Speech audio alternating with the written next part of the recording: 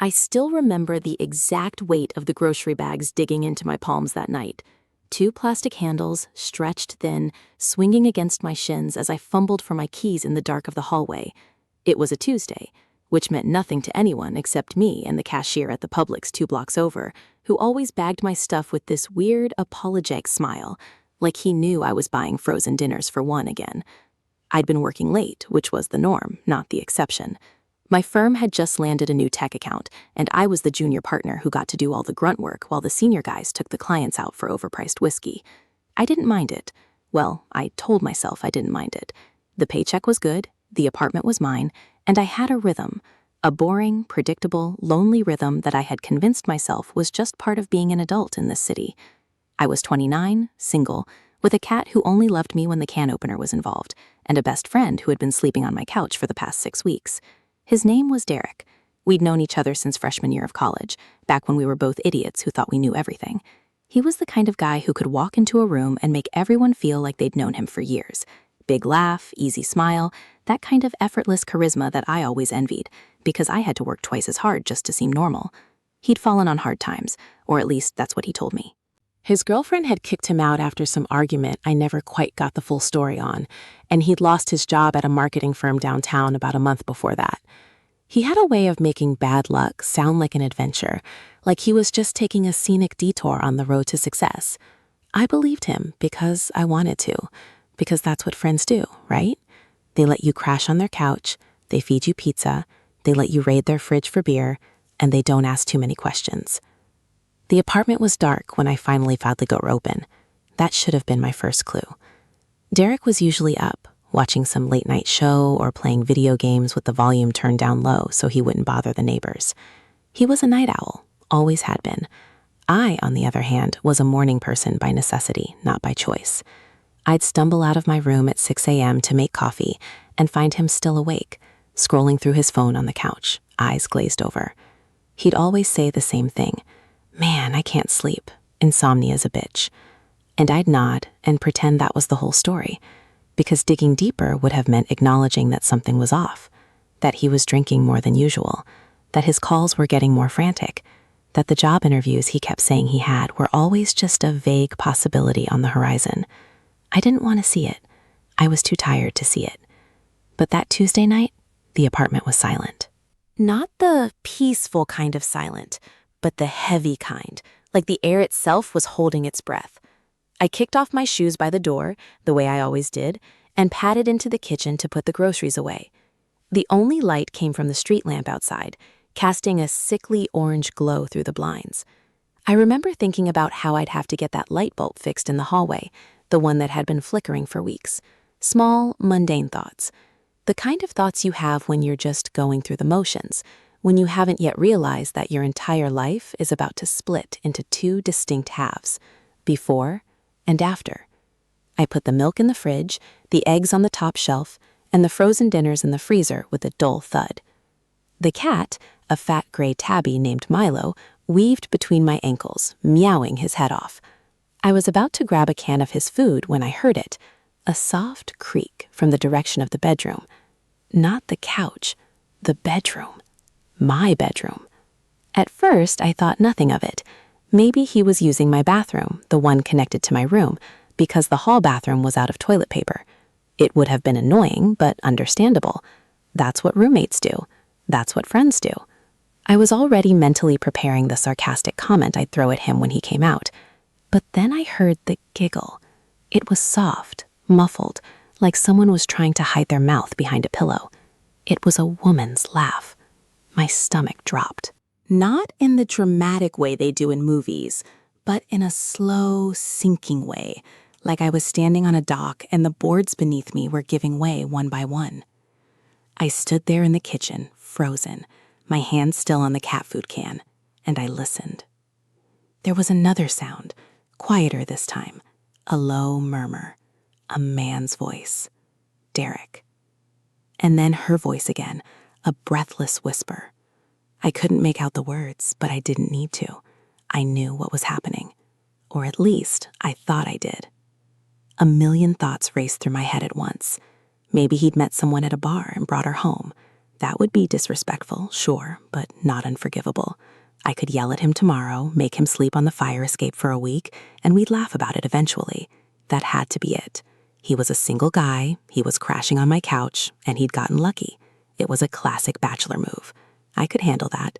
I was a reasonable person. But then I took a step closer, and the pieces started to fall into place in a way that made my blood run cold. I knew that laugh. I knew it intimately, like the back of my hand, like the sound of my own heartbeat in my ears. It was a laugh I'd heard 1,000 times, a laugh that had filled this very apartment on countless Friday nights, a laugh that belonged to the girl I'd been dating for the past 2 years, my girlfriend, Emily. My brain short-circuited. It literally refused to process the information. It was like hearing a song you recognize, but played on the wrong instrument. All the notes were there, but the melody was distorted and wrong. I stood in the dark of my own kitchen, holding a can of cat food, and I dissociated. I floated above myself, watching this pathetic man in his t-shirt and sweatpants try to piece together the betrayal that was happening 20 feet away. It couldn't be Emily. Emily was at her place. She had an early meeting tomorrow. She told me she was going to bed early. She texted me goodnight 3 hours ago with a little heart emoji. The same heart emoji she always used. The same heart emoji that now felt like a knife twisting in my gut. I put the cat food down. My hands were shaking. I didn't know what to do. Part of me wanted to burst through the door, to catch them in the act, to yell and scream and throw things. Part of me wanted to quietly walk out, pretend I never heard anything, and deal with it in the morning like a functioning adult.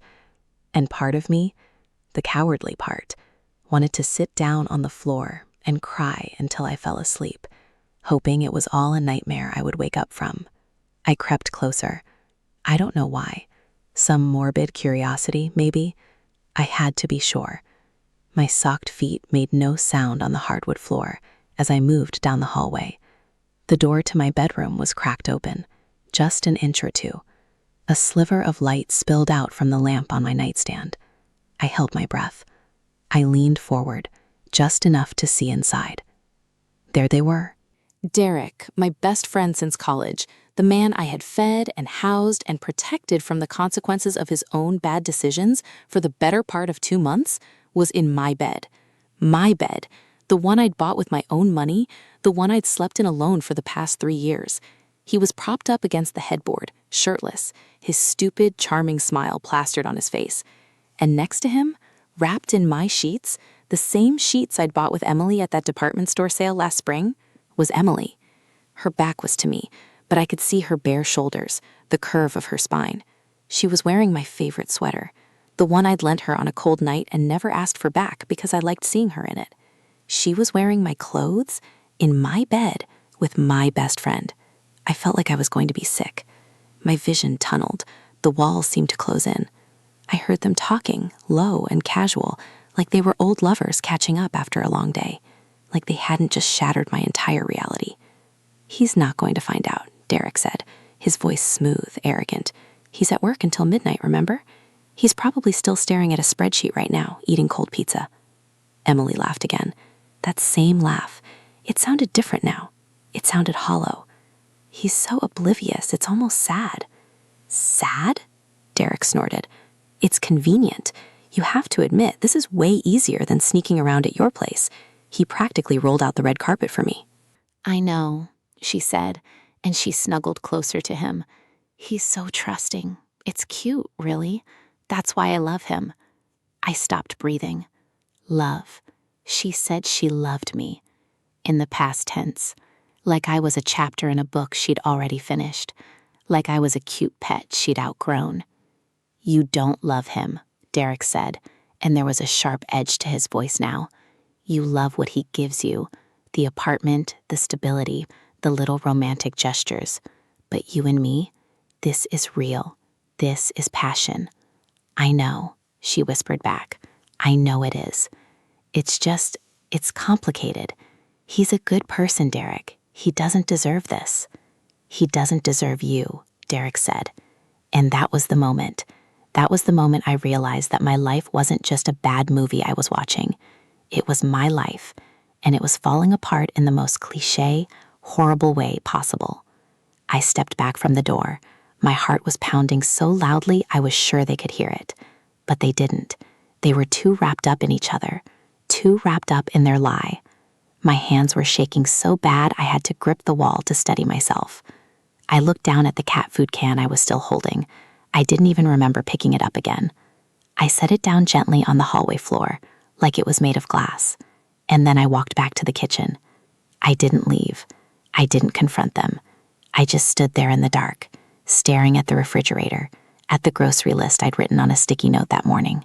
Eggs, milk, bread, frozen dinners. Normal things. Normal life. The life I thought I had. And I realized with a clarity that was almost painful that I didn't know how to handle this. I didn't know what I was supposed to do. I was just a guy.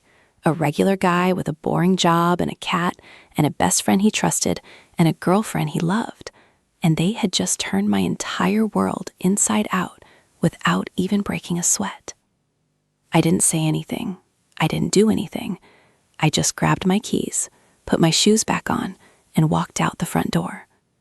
I closed it quietly, like I was leaving a library, and I sat on the steps of my own apartment building in the cold night air, and I waited. I waited for the anger to come. I waited for the sadness. I waited for something, anything that would tell me what to do next. But all I felt was this hollow, echoing emptiness, like someone had scooped out the inside of me with a spoon. I sat there for an hour, maybe 2. I watched the cars drive by, the headlights cutting through the dark. I watched a drunk couple stumble down the sidewalk, laughing. I watched the pizza place across the street close up for the night, the owner flipping the sign from open to closed. Normal people, normal lives. And I was just sitting there, on the outside of my own life, wondering how the hell I got here. I thought about Emily. I thought about how we met at a friend's party where she'd spilled red wine on my white shirt, and I'd made a joke about it to break the ice. I thought about how she'd looked at me like I was the only person in the room.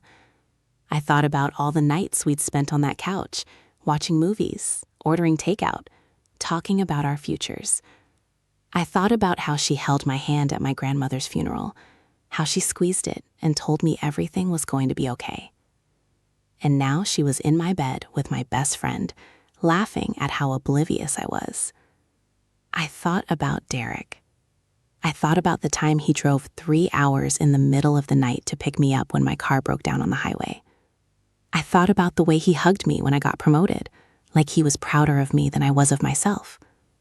I thought about all the secrets we'd shared, all the stupid jokes, all the beers. He was my brother, not by blood, but by choice.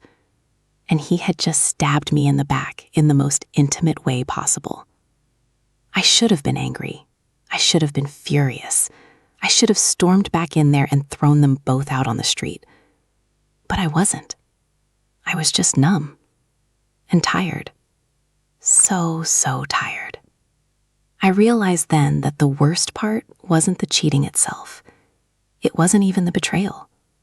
It was the loneliness that came after. The realization that the 2 people you trusted most in the world had created a world of their own, a world that didn't include you, and they had done it right under your nose.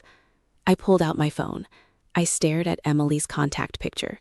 It was a selfie she'd taken of us at a baseball game. We were both wearing those foam fingers, and she was kissing my cheek, and we were both laughing at something the guy next to us had said. I looked so happy.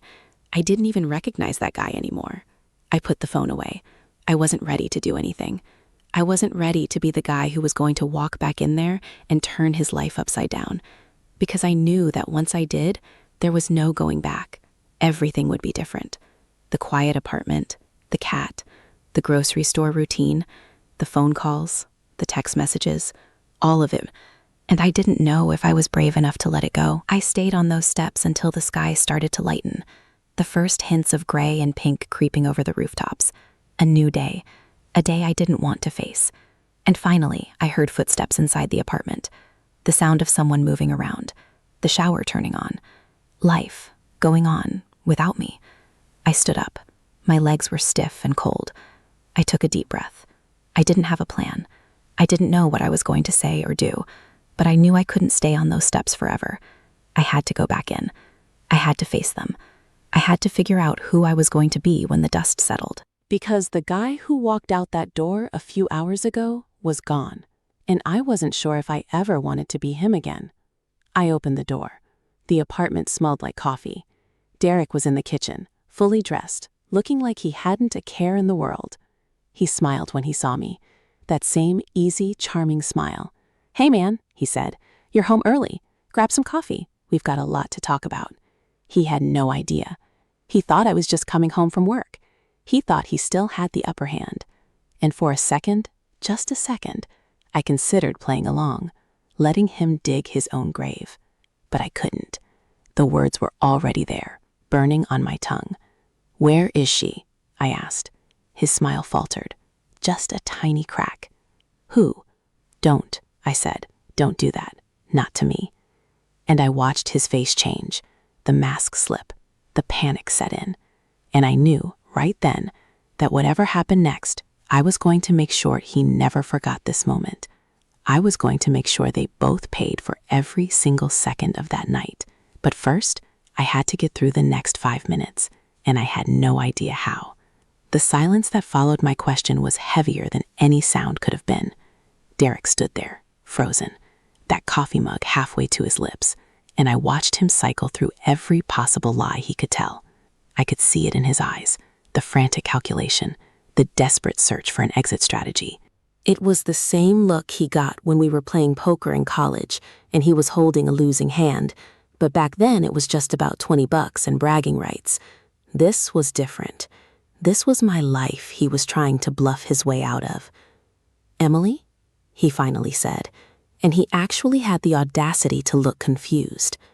"She's not here, ma'am. I told you, I was just—" "Don't."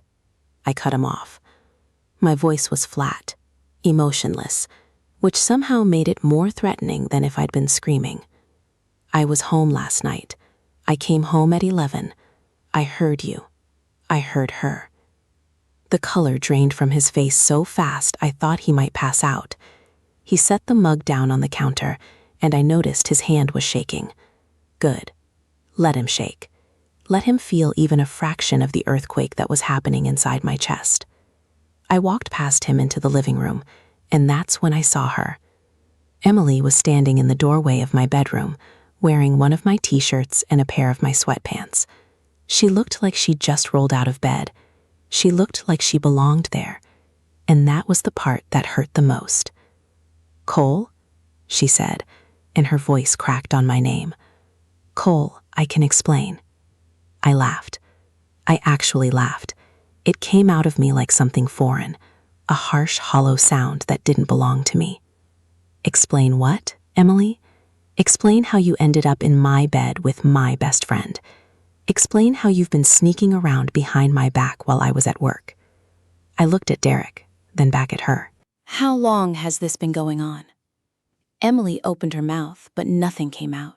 She looked at Derek, like she was expecting him to save her, like he had some magic combination of words that would make this all go away. But Derek was useless. He was standing there with his mouth half open, looking like a goldfish that had been thrown onto the carpet. The guy who always had a joke, always had a story, always had a way to charm his way out of anything, was completely speechless. So I asked again, "How long?" 6 weeks, Derek said quietly. He didn't meet my eyes. "Since the week I moved in."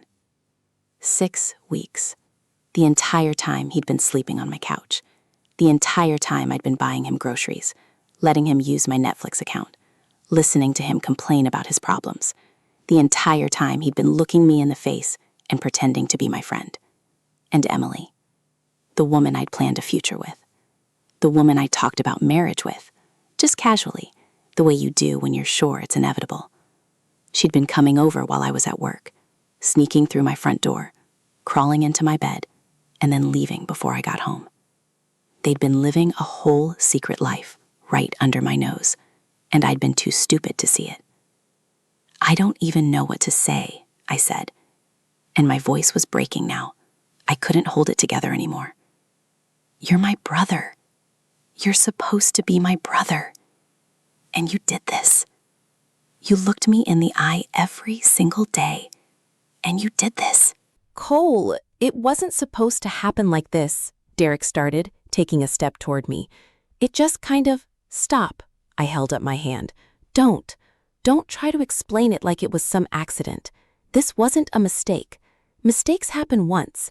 This was a choice. You made a choice every single day for 6 weeks to lie to me. You made a choice every time you slept with her. You made a choice when you came home and acted like nothing was wrong. That's not a mistake, Derek. That's a betrayal. There's a difference. Emily started crying, big theatrical tears that rolled down her cheeks and made her look like the victim in some terrible movie. Cole, I love you. I never meant to hurt you. It just happened. We were talking one night and one thing led to another, and don't you dare, I said, turning to her. Don't you dare tell me you love me while you're standing in my apartment, wearing my clothes, looking at me with a guilty conscience, trying to make me feel sorry for you. You don't get to cry right now. You don't get to be the one who's upset.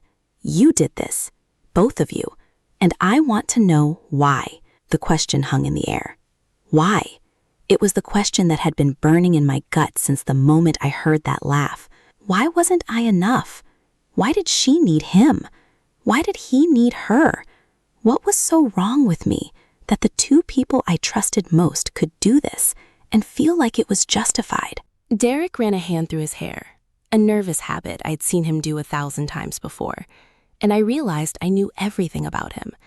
I knew the way he drank his coffee, the way he laughed at his own jokes, the way he always had to be the center of attention. I knew him inside and out. Or I thought I did. But the man standing in front of me was a stranger wearing my best friend's face. Look, Cole, he said, and his voice was steady now, which was somehow worse than when he'd been stumbling. I know this looks bad. It is bad. But you have to understand, Emily and I, we connected in a way that... Connected? I interrupted. You connected? You've known her for 2 years, Derek. She's been my girlfriend for 2 years. If you two had such a special connection, why didn't you say something? Why didn't you come to me like a man and tell me you had feelings for her? Why did you have to sneak around behind my back like a coward? Because I knew you wouldn't understand, he said. And there was an edge to his voice now, a defensive edge, like I was the one being unreasonable. You're so safe, Cole. You play it safe with everything. Your job, your relationships, your whole life. You never take risks. You never go after what you really want. And Emily wanted more. She wanted someone who would take a chance on her. I stared at him, utterly speechless. He was actually justifying it. He was actually making it sound like I was the problem, like my stability and my trust and my genuine love were the reasons she turned to him. That was the moment I realized there was no coming back from this. Even if I somehow forgave him, even if I somehow moved past it, I would never be able to look at him the same way. The person I thought he was didn't exist. He was just some guy who knew how to say the right things, who knew how to make people feel good, who knew how to manipulate situations to get what he wanted. And I'd been his mark for 15 years. Get out, I said. My voice was barely above a whisper. Both of you, get out of my apartment. Cole, please, Emily begged, reaching out to touch my arm. I flinched away from her. Please, just let us explain. We can figure this out. We can... No, I said, shaking my head. There's nothing to figure out. You made your choice. You chose him. You chose a guy who's been crashing on my couch for 6 weeks because he can't get his life together. You chose a guy who can't hold down a job, who can't pay his own rent, who lies to his best friend every single day. You chose that over me. And that's fine. That's your decision. But you don't get to stand in my apartment and ask me to make it okay. You don't get to pretend like this is something we can fix. It's not. It's broken. You broke it. Both of you. Derek had the nerve to look offended. Come on, man, you're not even gonna try? 15 years of friendship, and you're just going to throw it away like that? 15 years, I repeated, and the absurdity of it almost made me laugh again. You want to talk about 15 years? How many times did I bail you out? How many times did I lend you money you never paid back? How many times did I cover for you with girlfriends, with bosses, with your own parents? How many times did I sit up with you until 3 in the morning because you were too drunk to drive home, too depressed to be alone, too afraid to face your own problems? I paused, letting the weight of it sink in. And this is how you repay me. This is how you show your appreciation. You take the one thing that mattered most to me and you destroy it. Emily was sobbing now, ugly crying with mascara running down her face. I'm sorry, Cole. I'm so sorry. I never wanted to hurt you. I still love you. I'll always love you. You don't get to love me, I said, and my voice cracked again. Love doesn't do this. Love doesn't lie. Love doesn't sneak around. Love doesn't make you feel like you're not enough. And that's what you did, Emily. You made me feel like I was nothing, like all the time we spent together, all the memories, all the plans, they didn't mean anything. They meant so little to you that you could just throw them away for a few weeks of excitement? I looked around the apartment, my apartment. The one I'd worked so hard to afford, the one I decorated with my own hands, the one that had felt like a sanctuary until a few hours ago. Now it just felt hollow, like all the warmth had been sucked out of it. The photos on the wall, the ones of Emily and me at various vacations, various parties, various moments that had felt like milestones, they were all lies now, every single one of them. Pack your stuff, I said, gesturing toward the bedroom. I want you both out of here in 30 minutes. I don't care where you go. I don't care if you move in together, if you get married, if you have babies and live happily ever after. I don't care. I just want you out of my house, and I want you out of my life. Derek opened his mouth to argue, but something in my expression must have stopped him. For the first time since I'd known him, he actually looked scared. Not guilty, not ashamed, but scared. Like he was just realizing that he'd pushed me too far, that I wasn't the safe, predictable guy he thought I was, that I had limits, and he'd blown right past them. Cole, don't do this, he said. Don't throw away everything we've been through because of one stupid mistake. Everything we've been through, I repeated. You're right, everything we've been through. All those years, all those memories, and you couldn't do me the courtesy of being honest. You couldn't say, hey Cole, I have feelings for your girlfriend. I'm a piece of shit. I'm going to move out so I don't do something I can't take back. But you didn't do that. You stayed. You used my home. You used my food. You used my trust. And you did it all while I was working to pay the bills so you could have a place to sleep. Emily had stopped crying and was just standing there, looking at me with this pathetic expression of hurt, like I was the one breaking her heart.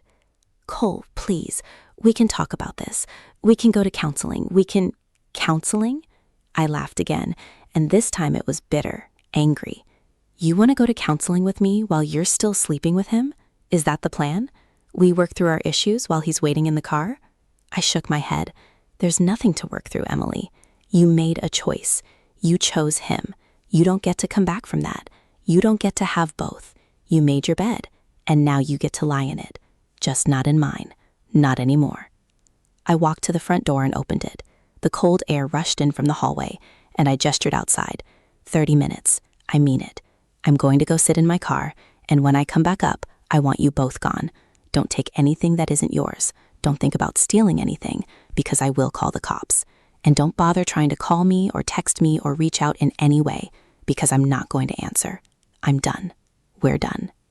I walked out the door and slammed it behind me, hard enough that the frame shook. I didn't look back. I didn't want to see their faces one more time. I just wanted to get away, to find some space where I could process what had just happened, where I didn't have to look at the two people who had destroyed my life. I sat in my car for a long time. The parking lot was quiet, early morning light filtering through the clouds. I stared at the dashboard, at the little air freshener hanging from the rearview mirror, at the receipt from the gas station I'd stopped at 3 days ago. Mundane things, useless things, the things that make up a life. I thought about my grandmother. She'd always told me to be careful who I trusted. She'd said that people will show you who they are eventually, and you have to believe them the first time. I thought she was being cynical, paranoid. I thought I knew better. I thought my friendships were stronger than that, my relationship purer than that. But she was right. She was always right. And now I was sitting in my car, alone, with nothing but the memory of two people I would never be able to look at the same way again. 30 minutes passed. I watched the time tick by on my phone, watched the numbers change, and felt nothing. Then 40. I gave them an extra 10 minutes because I was too tired to fight about it. And then I went back inside. The apartment was empty. They'd taken their stuff, left the key on the kitchen counter. It was clean, almost like they'd never been there. Almost. But the evidence of their presence was everywhere if you knew where to look. The dent in the couch cushion where Derek used to sleep, the empty spot in my closet where Emily's things had been, the sheets on my bed, tangled and still warm. I stripped the bed. I took off every single sheet, every pillowcase, and I threw them in the trash. I couldn't sleep in them. I couldn't even look at them. I grabbed the cat and held him close, and I just sat on the floor of my bedroom, in the middle of the empty room, and I let myself feel it, all of it. The anger, the sadness, the humiliation, the crushing, overwhelming loneliness that comes when you realize you have no one left to trust. I called in sick to work. I couldn't imagine answering emails, going to meetings, pretending to care about quarterly reports when my whole world had just fallen apart. I texted my boss, a quick, vague excuse about a family emergency. It wasn't a lie. It was a family emergency. The family I'd built, the one I'd thought I had imploded. And then I sat there, in the silence, and I waited for something to happen. I waited for a text from Emily, begging me to take her back. I waited for a knock on the door from Derek, trying to apologize. But nothing came. They were gone. They'd made their choice. And I was alone. The first week was the hardest. Not because of the anger or the sadness or any of the big, dramatic emotions you see in movies.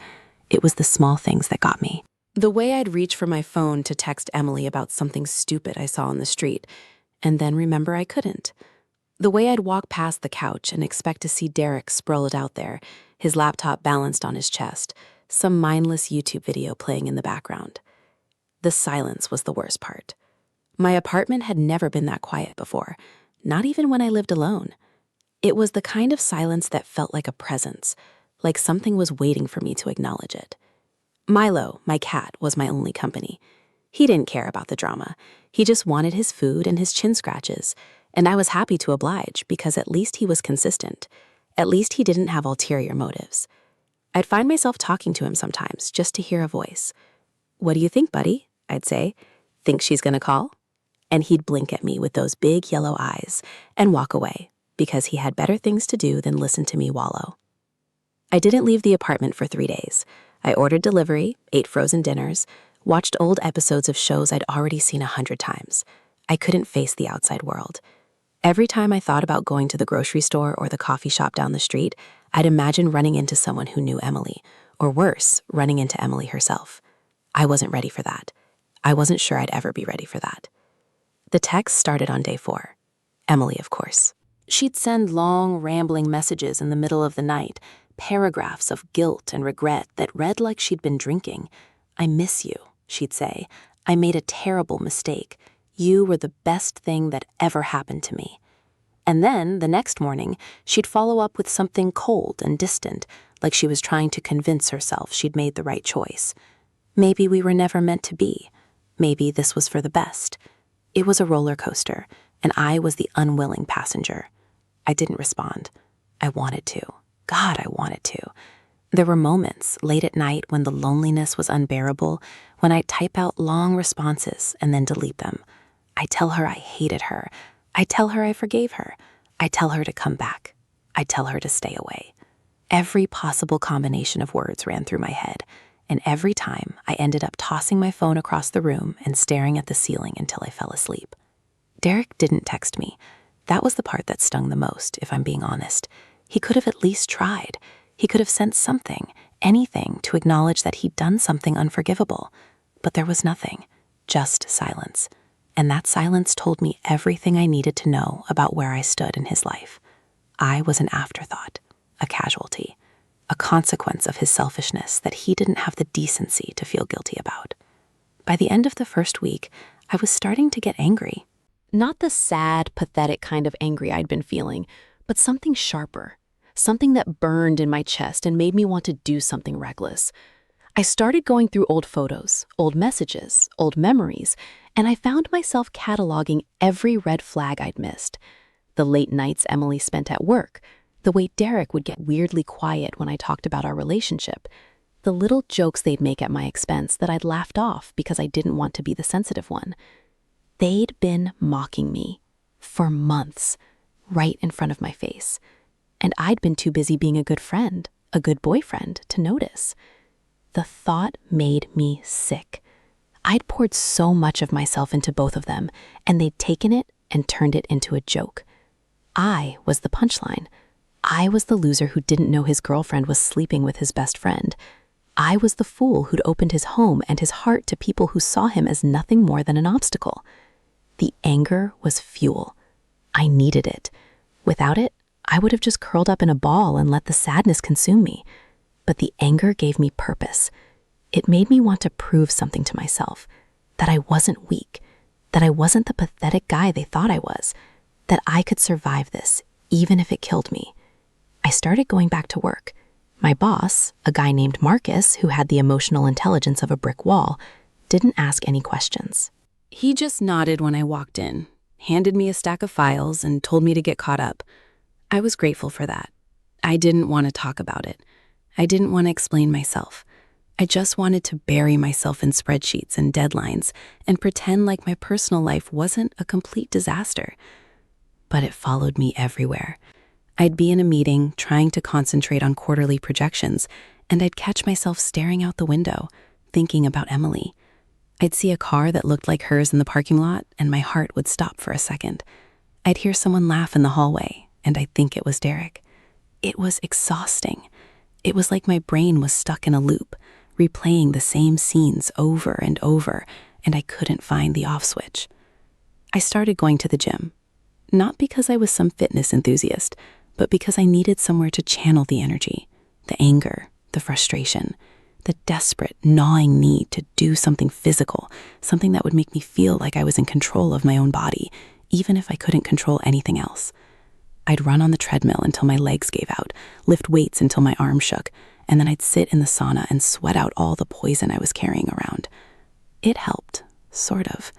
It gave me something to focus on, something that wasn't them, and it made me feel a little bit better about myself, which was a novelty at that point.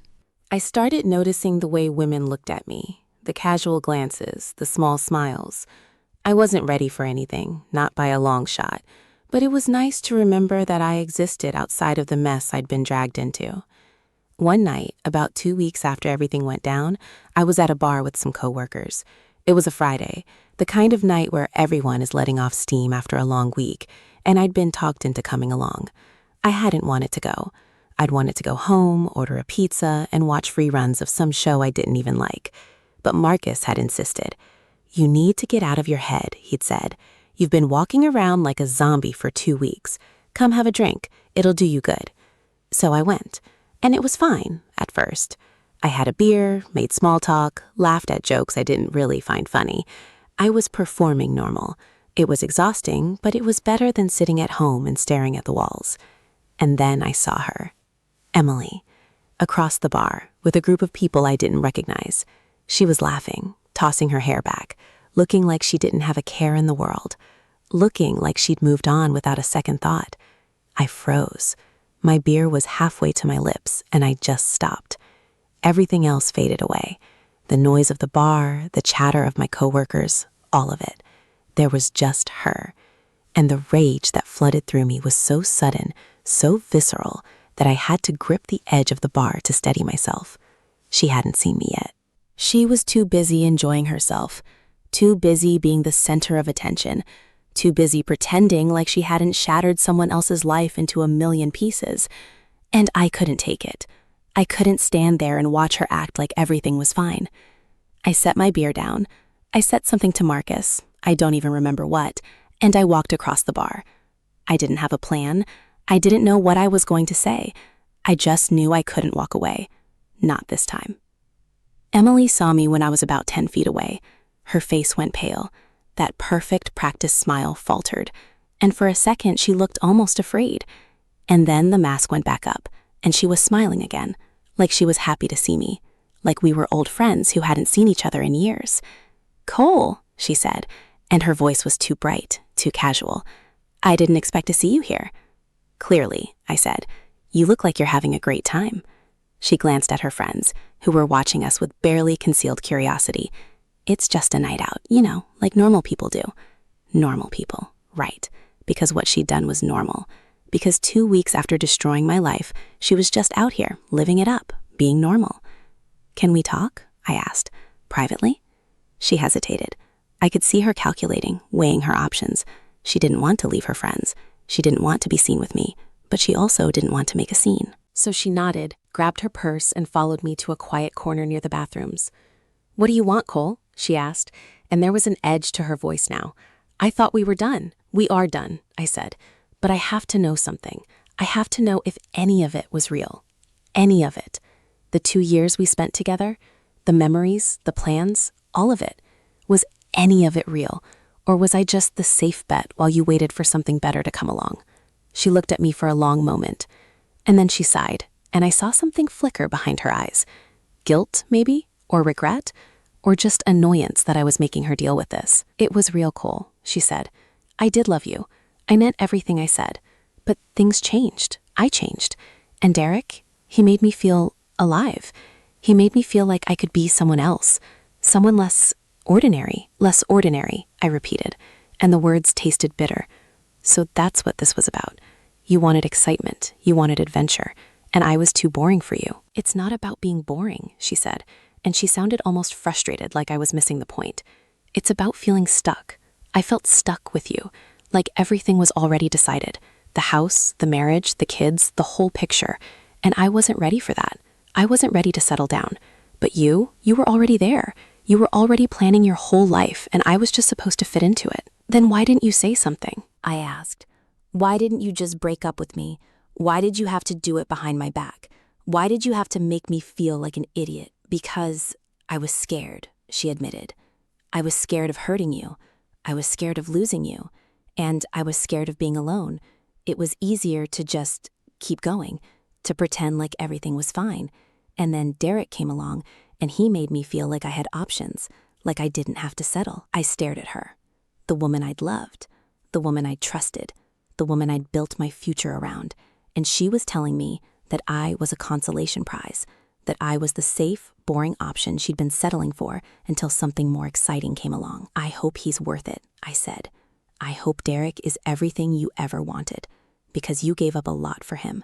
You gave up someone who would have done anything for you, someone who would have moved mountains to make you happy, and all he had to do was make you feel alive." Her eyes filled with tears. It was probably genuine. She probably did feel bad on some level, but it didn't matter. It was too late. The damage was done. "I'm sorry, Cole," she whispered. "I never wanted to hurt you." "Too late," I said, and I walked away. I didn't go back to my coworkers. I couldn't. I just walked out of the bar into the cold night air, and I didn't stop walking. I didn't know where I was going. I just needed to move, to get away, to put as much distance as possible between myself and that conversation. I'd gotten what I came for. I'd gotten the truth. And the truth was worse than I'd imagined. Because it wasn't just about infidelity. It was about her seeing me as less, as someone who wasn't enough, as someone who was just filling a space until something better came along. I walked for miles, through the downtown streets, past the shuttered shops and the closed restaurants, past the homeless guy sleeping on a bench, and the couple arguing outside an apartment building. I was just a ghost, drifting through the city, trying to outrun my own thoughts. And then my phone buzzed. I pulled it out, expecting another text from Emily. But it wasn't her. It was a number I didn't recognize. I almost ignored it, but something made me open it. It was Derek. Finally, after 2 weeks of silence, he decided to reach out, and the message was short. We need to talk. About Emily, and about us. Can you meet me tomorrow? I stared at the screen. The audacity of it, the absolute nerve. He'd been ghosting me for 2 weeks, and now he wanted to talk? Now he wanted to fix things, like there was anything left to fix. But I was curious. Despite everything, I was curious. I wanted to know what he had to say. I wanted to know if he was going to try to justify it, or apologize, or just make excuses. I wanted to know if he had any idea how much damage he'd done. I typed out a response. Fine. Tomorrow, the coffee shop on 5th, noon. And then I turned off my phone and walked home. I didn't sleep that night. I just lay in bed, staring at the ceiling, thinking about all the things I wanted to say to him, all the things I should have said years ago, all the things I'd been too afraid to admit, even to myself.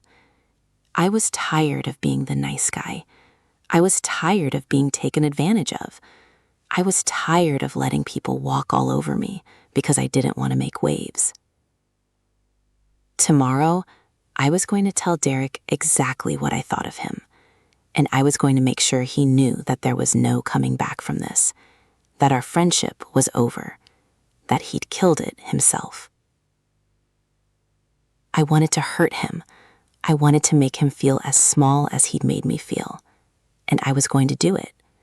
I was going to look him in the eye and tell him that I hoped he remembered this moment, that I hoped it haunted him, that I hoped he never had a night's peace for the rest of his life, because he'd earned it. He'd earned every single second of misery that was coming his way. But even as I planned my revenge, even as I rehearsed the speeches I'd give, I knew it wouldn't make me feel better. It would just make me another person caught up in the cycle of pain and anger. It wouldn't bring back what I'd lost. It wouldn't fix the hole in my chest. It wouldn't make Emily love me again, or make Derek regret what he'd done. I didn't know what I wanted anymore. I didn't know who I was.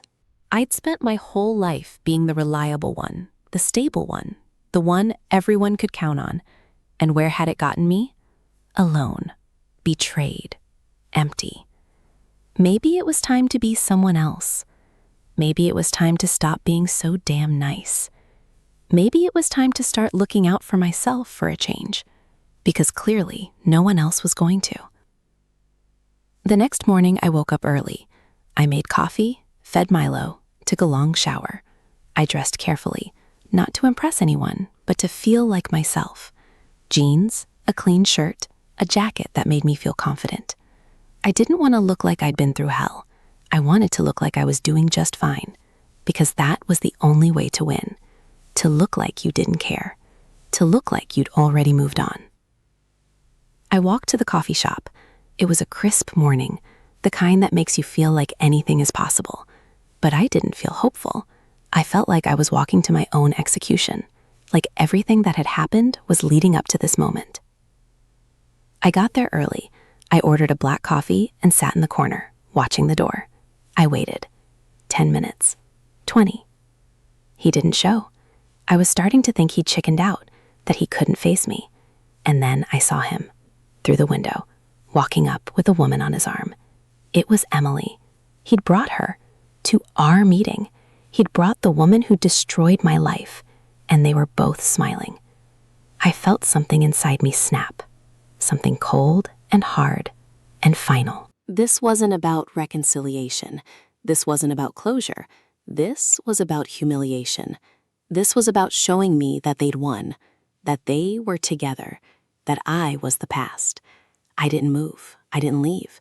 I just sat there, watching them approach, and I felt the last shred of hope I'd been holding on to dissolve into nothing. They walked in. Derek spotted me and waved, like we were old friends, like nothing had happened.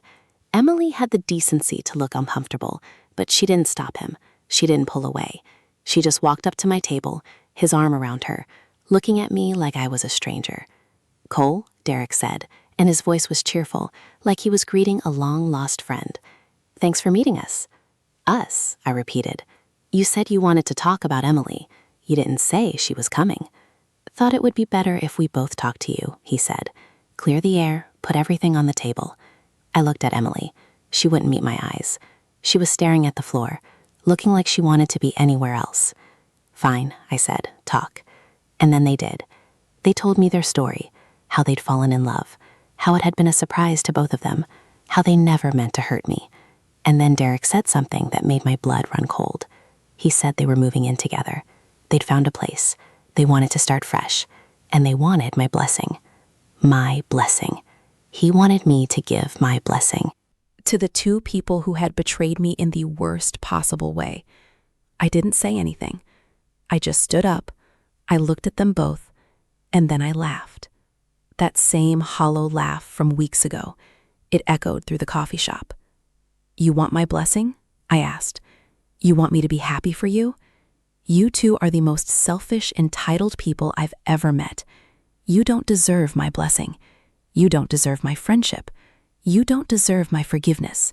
You deserve each other. And that's the worst punishment I can think of." And I walked out. I left them there, sitting at my table, looking stunned.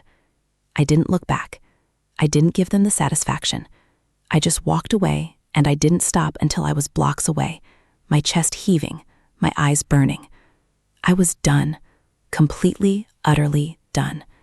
And I was never going to let anyone make me feel like that again. I walked for what felt like hours. My feet carried me through streets I'd known my whole adult life, past buildings I'd worked in, bars I'd drunk in, parks where I'd sat with Emily on lazy Sunday afternoons, and everything looked different. The city hadn't changed. I had.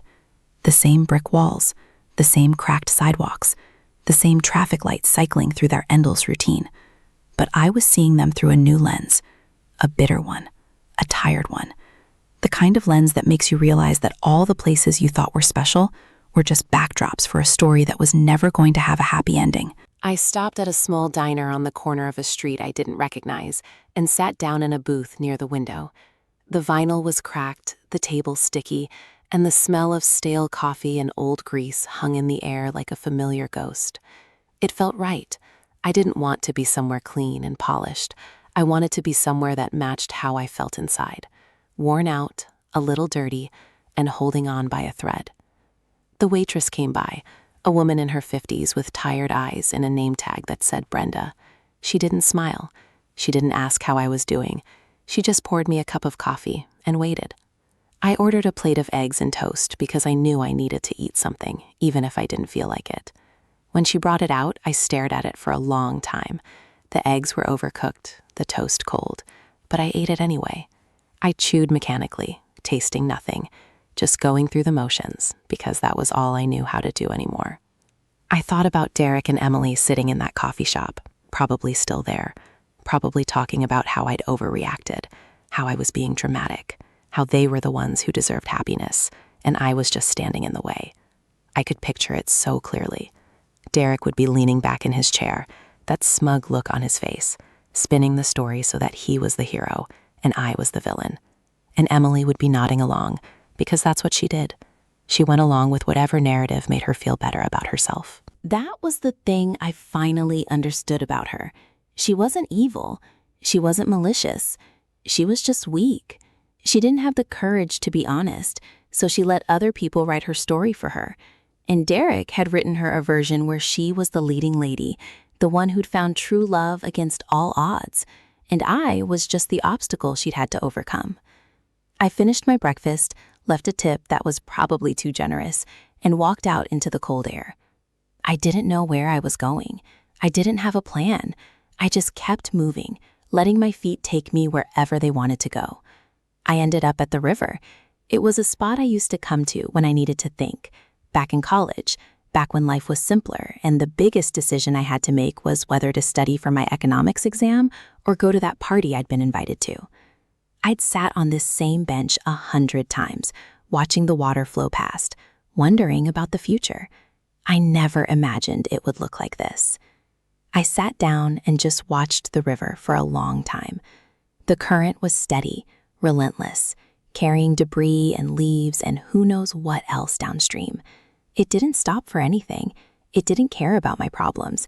It just kept going, the same way it had been going for centuries, the same way it would keep going long after I was gone.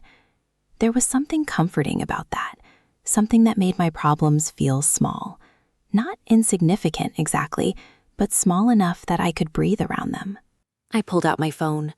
I turned it off after the diner, not wanting to see any messages from Derek or Emily or anyone else who thought they had the right to weigh in on my life. I powered it back on and watched the notifications flood in.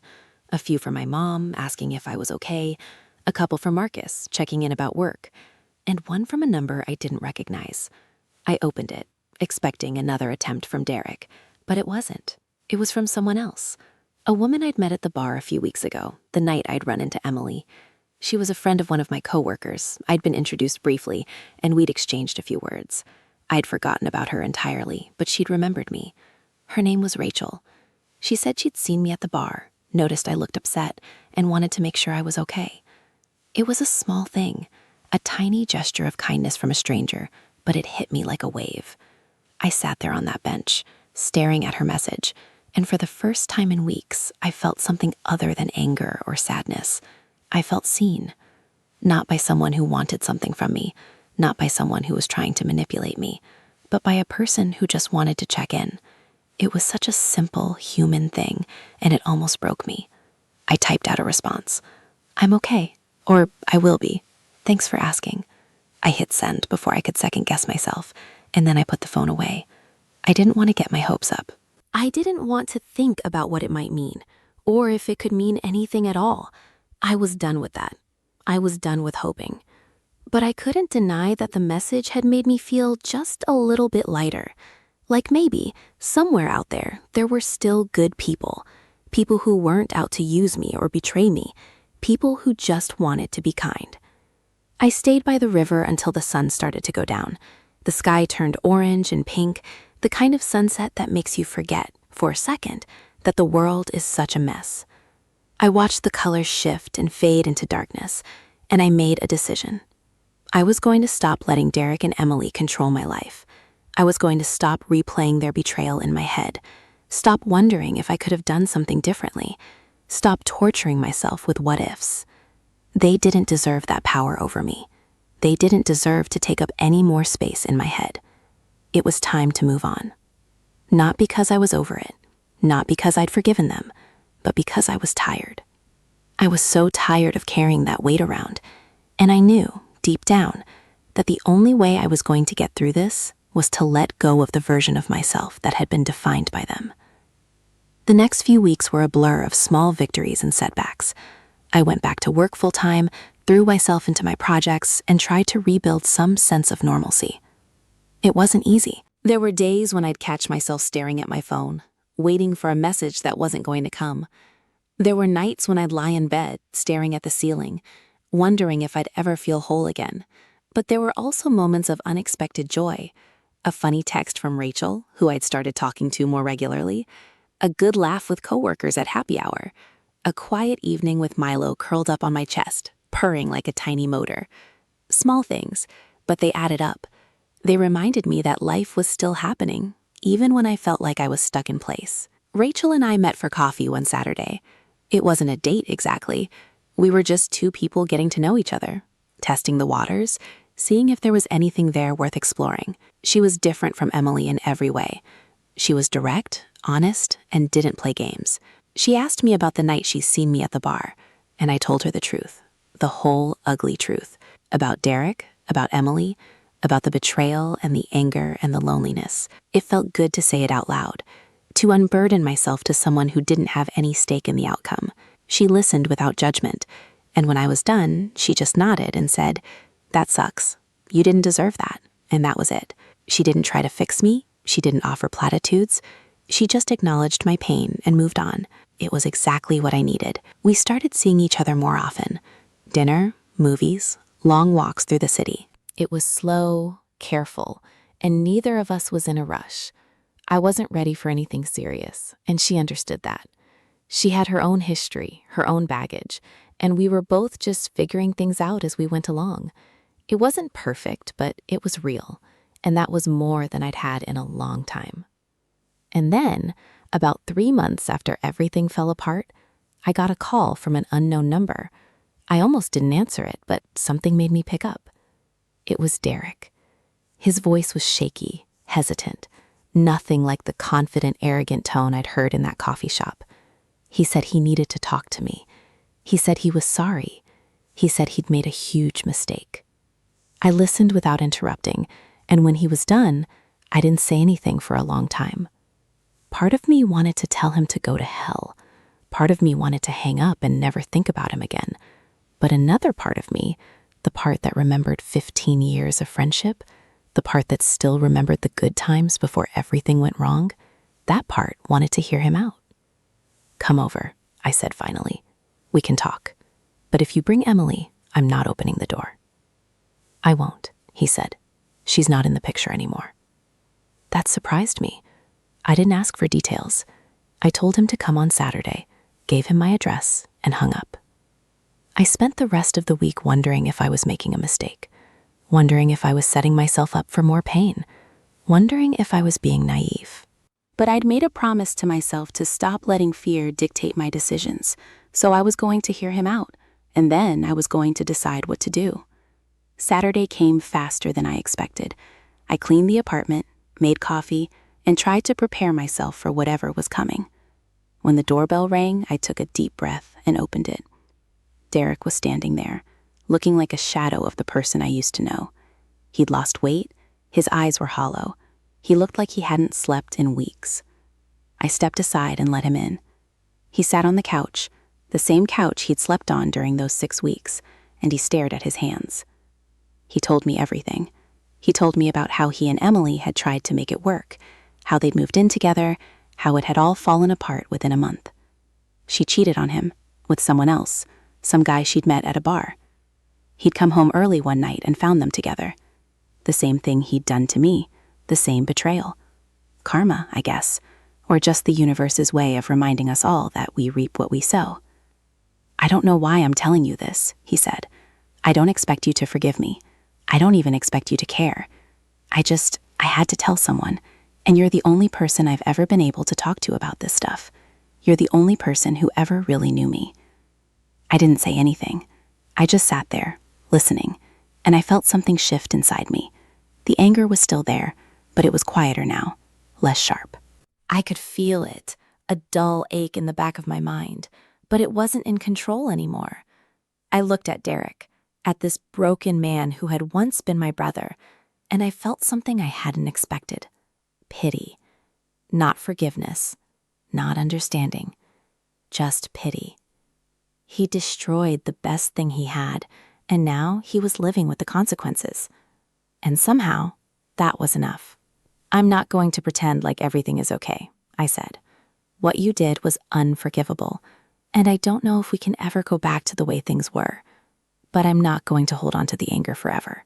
It's too exhausting. And honestly, you don't deserve to take up that much space in my head." He nodded, tears in his eyes. "I know. I don't deserve anything from you. I just wanted to say I'm sorry. For everything. For all of it." "You said it," I replied. "Now you have to live with it." He stayed for an hour. We talked about old times, about college, about the stupid things we used to do. It wasn't the same, and it never would be. But it was something. A beginning, maybe, or an ending. I wasn't sure which. When he left, I closed the door behind him and leaned against it, staring at the empty apartment. I didn't feel relieved. I didn't feel closure.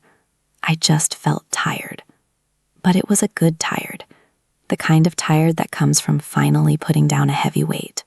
That night, I called Rachel. I told her about the visit, about everything Derek had said, and she listened like she always did. When I finished, she said that must have been hard. It was, I admitted, but I think I needed it. I think I needed to see that he was hurting too, not because I wanted him to suffer, but because it made me realize that we're all just people. We all make mistakes. Some are just bigger than others. Are you going to be friends again? She asked. I don't know, I said. Maybe, someday, but not right now. I need to figure out who I am without him, without Emily, without all of it. That sounds like a good plan, she said. And if you need help figuring it out, I'm here. I smiled. For the first time in a long time, it felt genuine, not forced, not performative, just real. I wasn't where I wanted to be. I still had a long way to go, but I was on my way. And that was enough. The next morning, I woke up early. I made coffee, fed Milo, and sat by the window, watching the sunrise over the city. It was beautiful. The kind of beautiful that makes you forget for a second that the world can be so ugly. I thought about Emily, about Derek, about all the pain they'd caused me, and I realized that I was finally ready to let them go. Not because I'd forgiven them, not because I didn't care, but because I had to. Because holding on to that anger was like drinking poison and expecting them to die. It wasn't hurting them. It was only hurting me. I grabbed my phone and texted Rachel. Breakfast at that diner on 5th? My treat. She replied almost immediately. I'll be there in 30. I got dressed, grabbed my keys, and walked out the door. The air was cold and crisp, the kind of morning that makes you feel alive. I didn't know what the future held. I didn't know if Rachel and I would work out, if I'd ever truly get over what had happened, or if I'd ever be able to trust someone the way I used to. But I knew one thing for sure. I was done being a victim. I was done letting other people define my story. From now on, I was the one writing it. I walked to the diner, ordered a coffee, and waited. When Rachel walked in, she was smiling. That easy, genuine smile that made me forget, just for a second, about all the pain I'd been carrying. She sat down across from me, and we talked. About nothing and everything. About the future and the past. About what we wanted and what we were afraid of. It was simple, and it was real. And for the first time in a long time, I felt like I was exactly where I was supposed to be. The waitress brought us our food. I looked at Rachel, at the way the light caught her hair, at the way she laughed at my stupid jokes, and I realized that maybe, just maybe, this was the beginning of something new. Not a replacement for what I'd lost, but something different, something that belonged to me, something I'd built myself. I didn't know if it would last. I didn't know if I was ready for it, but I was willing to try, and that was more than I'd been able to say a few months ago. I took a bite of my eggs, sipped my coffee, and let myself feel hopeful for the first time in what felt like forever. The rest of the story was still unwritten, and for the first time, I was okay with that.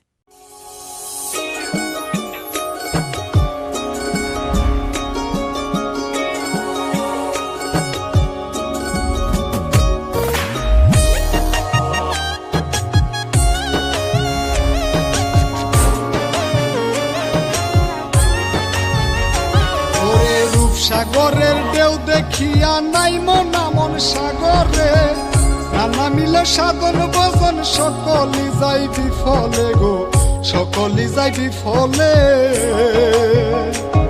ওরে রূপ সাগরের ঢেউ দেখিয়া নাই মন সাগরে নানা মিলে সাধন ভজন সকলি যাই বিফলে গো সকলি যাই বিফলে আহা সাগরের দুই মোহনা একটি আশায় একটি যাওয়া সাধক যারা নাই মোতারা সাধক যাহারা নাই মোতারা সাধক যারা নাই মোতারা সাধক সারা যাই ডুবে রূপসাগরে ডুব দিও না সাঁতার না জানলে হে মনে রূপসাগরে ডুব দিও না সাঁতার না জানলে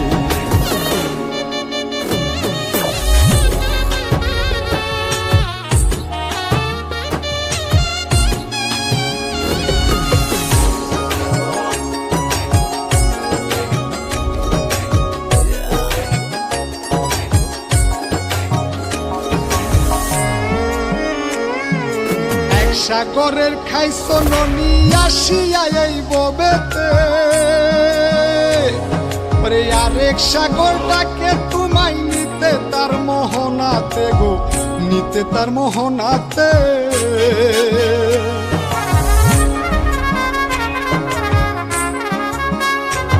ও এক সাগরের খাইছ ননি আসিয়া এই ববেতে আরেক সাগরটাকে তোমায় তার মোহনাতে গো নিতে তার মোহনাতে, ওরে মোহনাতে জুয়ার বাটা, মোহনাতে জুয়ার বাটা, না জানিয়া যাব দিলে মন মরবি অকালে। রূপসাগরে ডুব দিও না সাঁতার না জানলে মনে, রূপসাগরে ডুব দিও না সাঁতার না জানলে।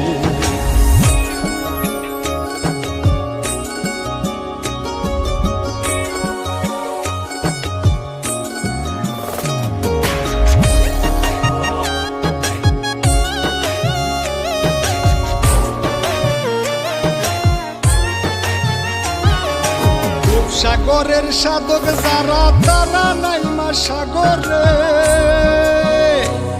আরে এক চুমুকে শুকাই পানি, ডুবার বয়তার না থাকে গো, ডুবার বয়তার না থাকে।